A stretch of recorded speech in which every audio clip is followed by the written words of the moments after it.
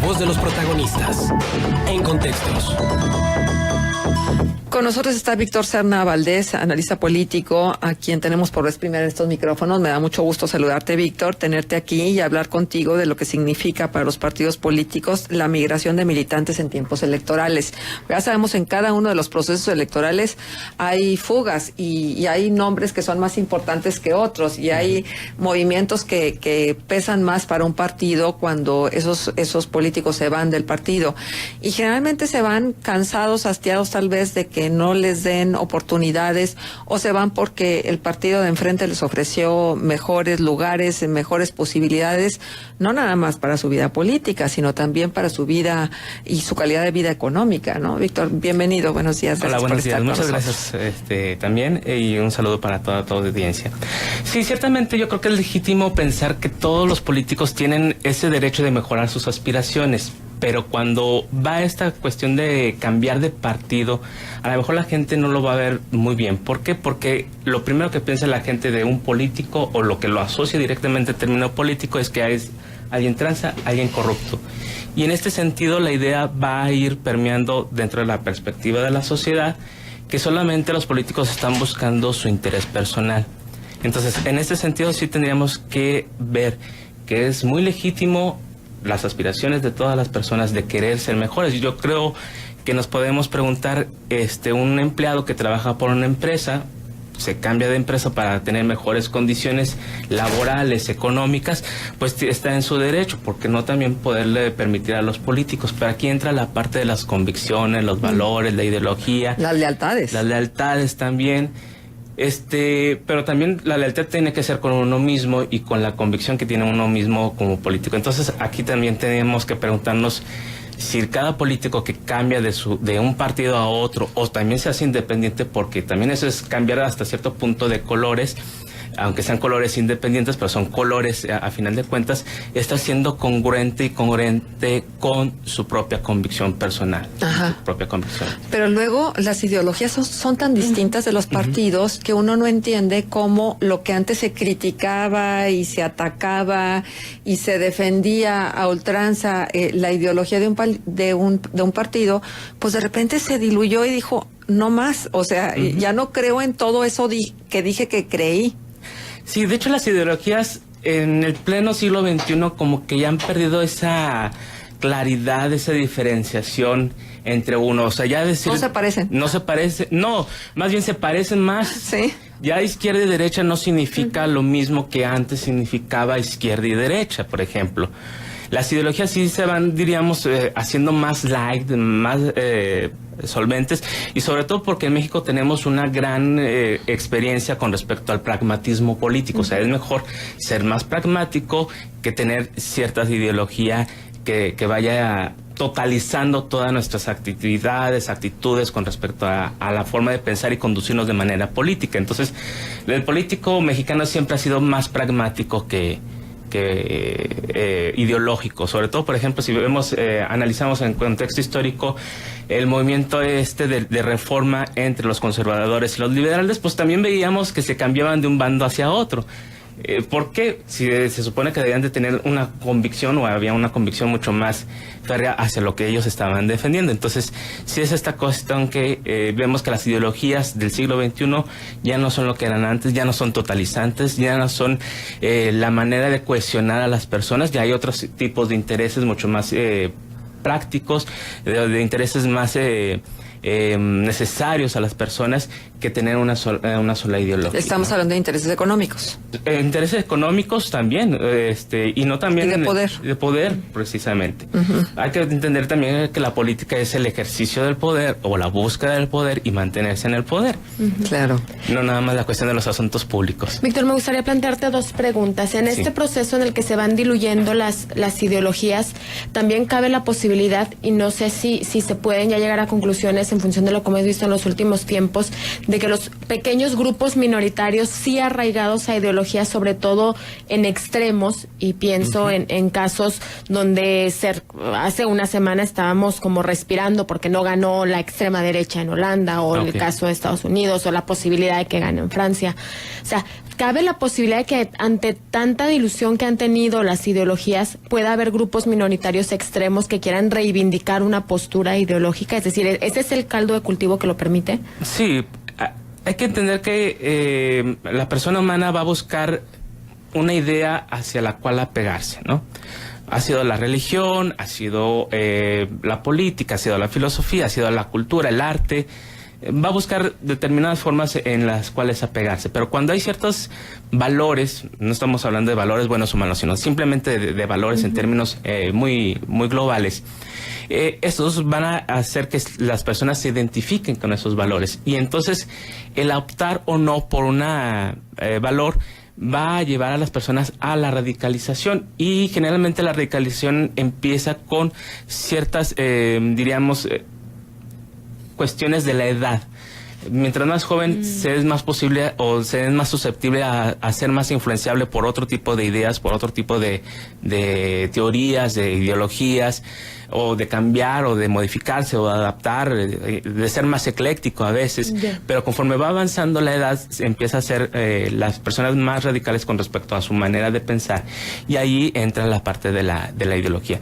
Vamos, por ejemplo, la empresa que vende hamburguesas tiene una ideología muy específica para sus trabajadores, y hay trabajadores que adoptan esa ideología como parte de su modo de vida. Entonces ahí ya estamos hablando de radicalización. No necesitamos ir a las partes de extrema derecha o de extrema izquierda. Se pasa también en las empresas. Entonces es parte de nosotros. A veces somos muy convenencieros con respecto a la ideología, o hay personas que somos mucho más flexibles con respecto a qué tipo de ideología estamos manejando, y hay otras que no, que son mucho más radicales, que su postura va hacia eso. Por ejemplo, el Tea Party en Estados Unidos es el ejemplo de una ideología radical respecto a los valores que formaron una nación hace 200 años.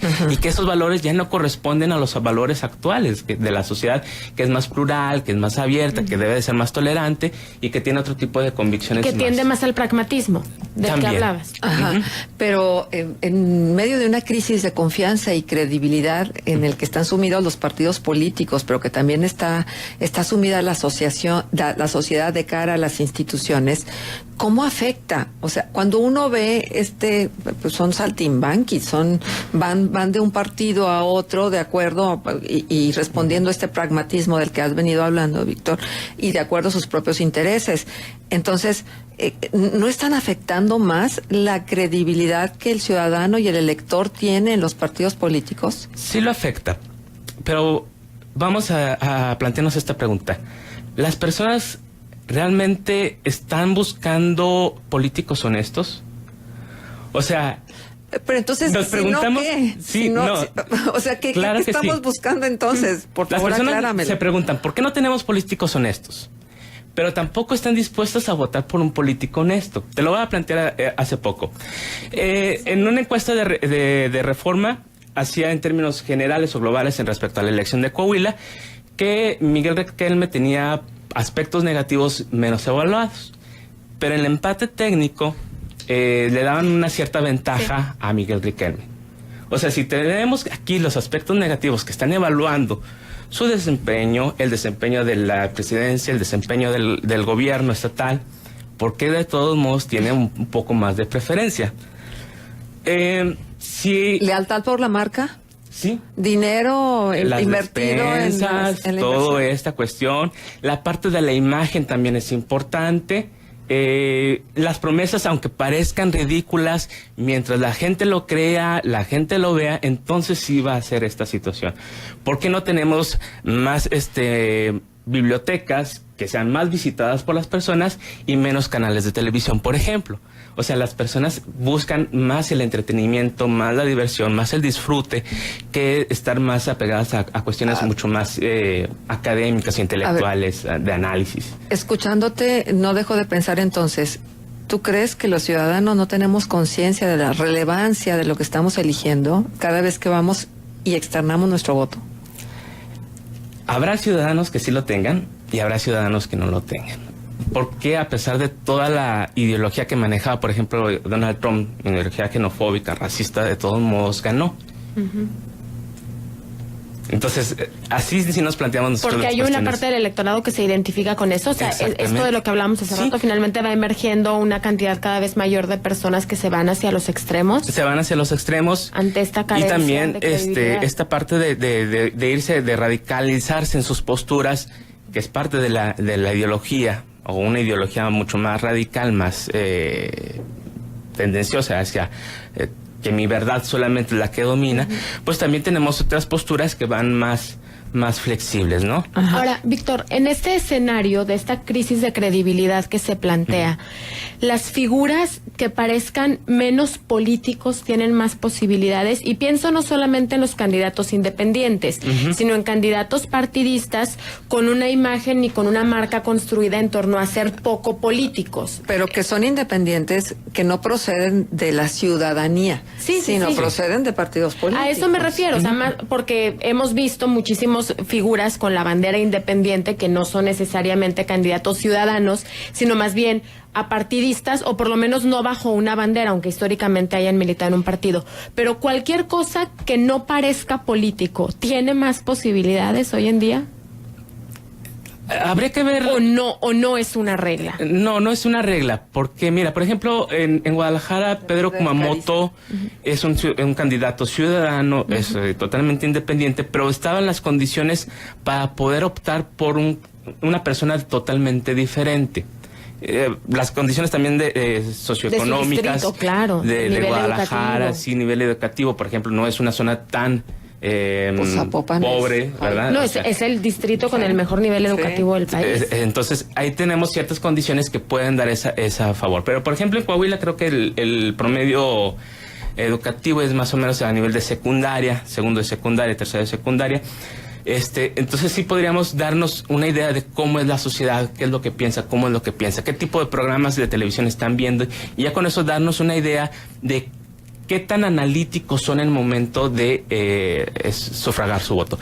Ahora, una cosa es la cuestión de ser racionales con respecto a nosotros emitir nuestro voto, o que una persona que estudió hasta la secundaria sea lo más analítico y vaya a decidir, bueno, voy a votar por este candidato porque es el que mejor conviene. Porque la mayor parte de nuestras decisiones las hemos tomado en base a nuestras emociones. ¿Qué es lo que sentimos respecto a eso? Pues por eso es que el neuromarketing es el que está privando hoy en día y es el que está apelando a las emociones, más allá de los hechos verídicos y el bagaje que trae cada uno de los candidatos. Nos dicen lo siguiente: yo no entiendo que cambien de partido. Para mí, entre lo que dice él de convicción, a menos de que se vaya de independiente. Yo pensé que era servicio al pueblo, la política, pues los políticos mexicanos no ahí andan de chapulines. Hay pragmatismo y verdades eternas e inamovibles, como la honestidad. Electorado ignorante, inculto y manipulable, que así lo quieren mantener, masa moldeable en manos de políticos corruptos. Bueno, este es un comentario duro, pero que también tiene mucho que ver con lo siguiente a lo que iba. Uno puede darse cuenta del nivel de escolaridad del ciudadano, o por lo menos de que a lo mejor sí pasó por las aulas, pero no lo aprovechó del todo el conocimiento, a través de las redes sociales. Si uno va y revisa el timeline de cualquiera de los políticos, uno se da cuenta de las faltas de ortografía, que la verdad es que duelen. Cada vez que uno ve eso, dice, esta persona que está escribiendo con estas faltas de ortografía, ¿tendrá la capacidad de discernir y de evaluar realmente qué es lo que quiere? ¿O será, como esto que nos dicen, masa moldeable para quienes están buscando llevar votos a un determinado candidato o a un determinado partido? Bueno, yo creo que el nivel de educación no tiene que ver con la capacidad cultural, ¿no? Y o la parte de la expresión literaria que uno pudiera tener, o de decir bien las cosas, o que sean bonitos o que sean agradables a la escucha. Siempre y cuando estemos hablando de un candidato que no escribió mal a propósito, porque también se puede dar esta situación. Para poder tener un contacto con el electorado, pues hay que hablarle a su mismo nivel, o a su misma capacidad de escucha. O sea, no es lo mismo una persona hablarle a un niño de 6, 7 años, claro, que hablarle a una persona que ya terminó los estudios, que tiene una carrera, que tiene una maestría. Entonces, sí habría que ver en ese sentido hacia qué tipo de personas se está dirigiendo, y la adaptación del lenguaje pues sí tiene que ver mucho con esas faltas de ortografía, a lo mejor ya no nada más faltas de ortografía, sino de redacción, de síntesis, de sintáctica, ¿no? Ajá. Nos dicen también lo siguiente: los políticos mexicanos sirven a sus partidos, la única convicción que tienen es servir a sus jefes y pagar favores recibidos. Así es. Yo creo que los políticos deberían de comprometerse más con los ciudadanos, más que con sus partidos, para que cuando haya este cambio de partido a partido por diversas razones, como hemos visto, de que les llaman bonito o les dicen algo, o que tienen mejores oportunidades en otro partido o en un partido que apenas va saliendo, si vemos que los políticos han trabajado por la ciudadanía, a favor de la ciudadanía, entonces el cambio ya no va a ser tan rechazable por las mismas personas por las que van a votar, ¿no? Ya habrá una trayectoria, ya habrá un convencimiento, un reconocimiento respecto a eso. Pero vuelvo a lo mismo: ¿qué es lo que está votando más a las personas? ¿La honestidad del candidato o cómo le está hablando, cómo se está dirigiendo? Hay, por ejemplo, una cuestión de campaña preelectoral que dice que, bueno, a Coahuila lo que le corresponde, ¿no? ¿Es realmente cierto esto que se puede ejecutar en términos reales, en términos jurídicos de la Constitución? Claro que no, pero a mucha gente le va a sonar bonito que nos puedan devolver mucho más dinero de lo que estamos aportando vía impuestos. Entonces, vamos a esto mismo. ¿Qué es lo más importante? ¿Tener un político honesto o alguien que nos hable bonito? Alguien que nos diga lo que queremos escuchar. Lo que queremos escuchar. Entonces, aunque sea completamente irrealizable. Irrealizable, sí, es completamente irrealizable. Entonces, aquí habría que plantear varias cuestiones. Una cuestión, la del marketing, que cuando hablamos que X político se cambió de partido, bueno, el marketing le dice al político: tú vas a seguir siendo ciudadano, vas a seguir siendo independiente, aunque te postule otro partido. Y vas a tratar de mantener esa cuestión. ¿Para qué? Para que tu convicción no se vea afectada por la percepción del electorado. O que el electorado no piense que tú nada más cambias por beneficio propio, ¿no? Entonces, esta es la cuestión del marketing. La cuestión de los valores, que eso sí es difícil de evaluar o de criticar, de analizar respecto a un candidato tal cual, ¿no? Porque eso lo vamos a ver conforme se va desempeñando. Cómo va actuando, cómo ha actuado en el pasado y cómo va actuando en el futuro. Y la cuestión de la política, que tenemos una política pragmática en México históricamente, pero también tenemos otro tipo de política que es más hacia el desarrollo de ciertos derechos de los ciudadanos a nivel Bueno, global. Víctor, para concluir esta conversación, entonces, ¿tú no ves mal el cambio de los políticos de un partido a otro? Es parte de una dinámica. Es parte de una dinámica. Sí. Y eso no arroja negativos al partido político del que se van o capitaliza al partido político que llega. ¿A quién le conviene? ¿A quién le conviene que se cambien y decir tanto que se cambien? Bueno, le conviene primero a los medios de comunicación porque ellos tienen la nota. Y yo creo que esto es la parte más importante, ¿verdad? Les conviene porque les puede generar más importancia o pero mayor una cosa visibilidad. Es que te dé contenido y otra cosa es que nos convenga. Sí.